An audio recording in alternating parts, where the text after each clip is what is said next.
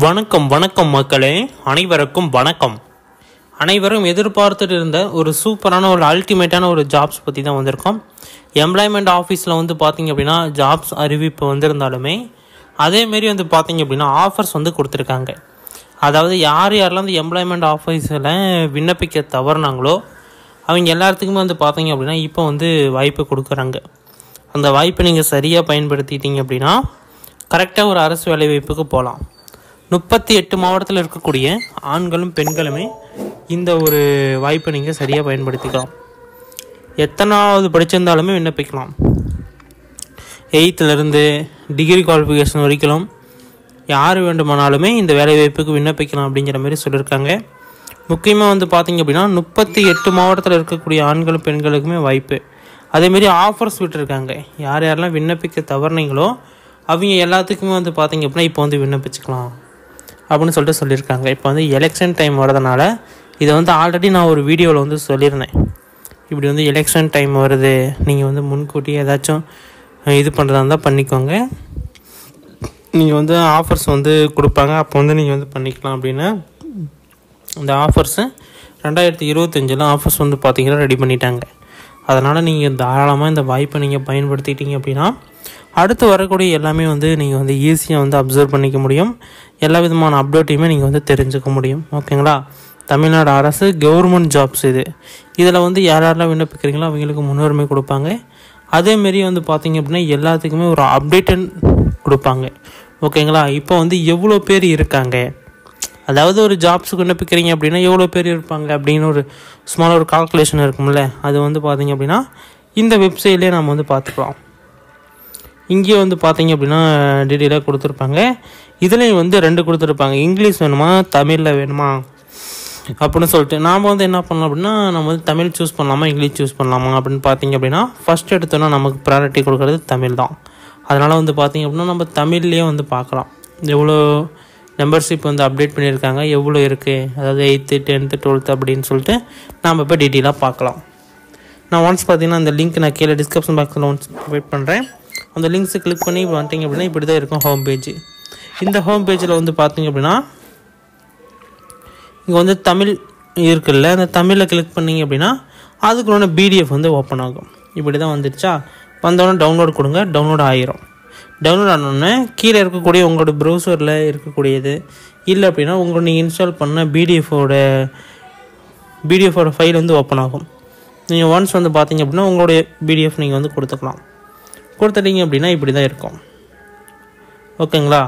ஆண்கள் எவ்வளோ, பெண்கள் எவ்வளோ, 3ஆம் பாலினம் எவ்வளோ, மொத்தம் எவ்வளோ அப்படின்னு சொல்லிட்டு சொல்லியிருப்பாங்க. ஓகேங்களா?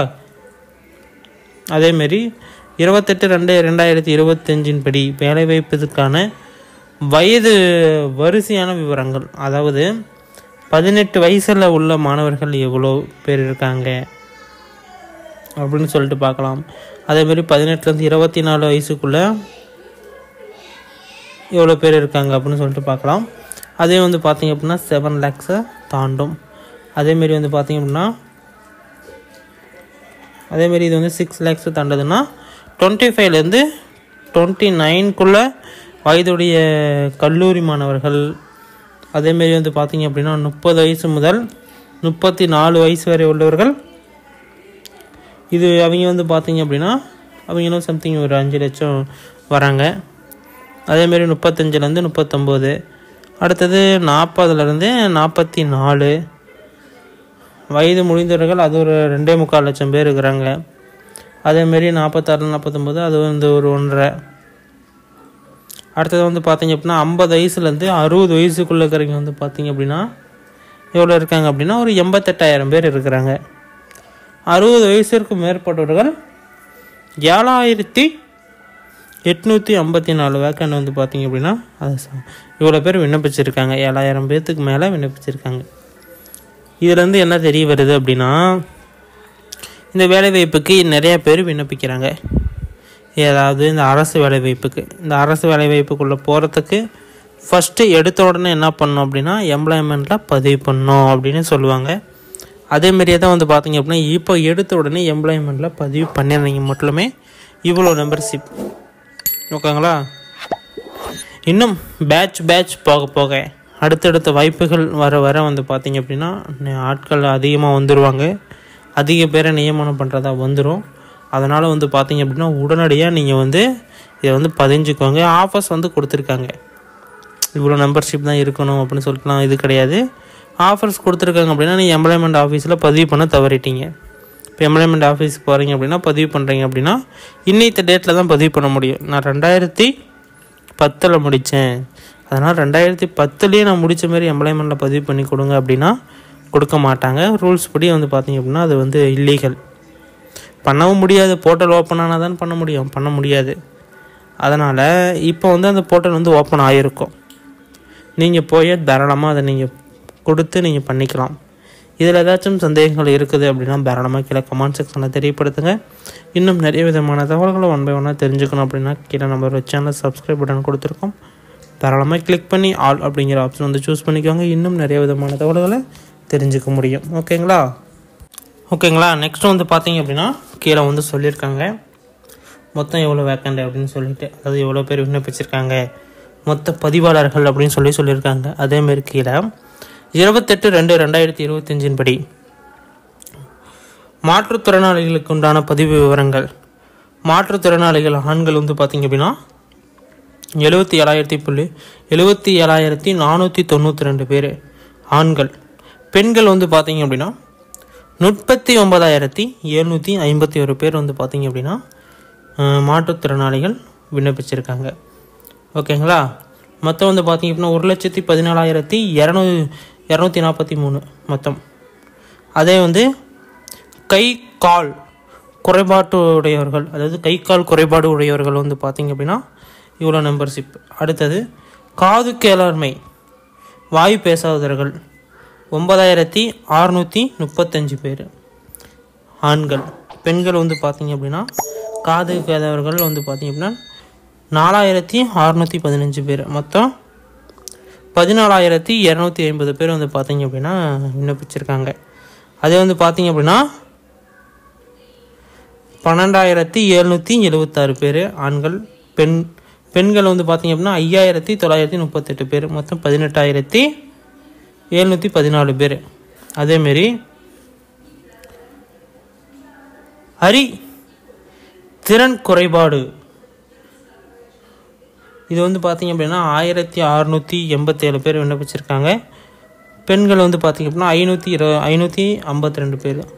மொத்தம் 2,239 பேர். இதுதான் வந்து பட்டியல். இதில் தான் முக்கியமாக இப்போ நாங்கள் இம்பார்ட்டண்ட்டாக நம்ம பார்க்கக்கூடியது வந்து பார்த்திங்க அப்படின்னா இந்த 2 நிமிஷம் தான்.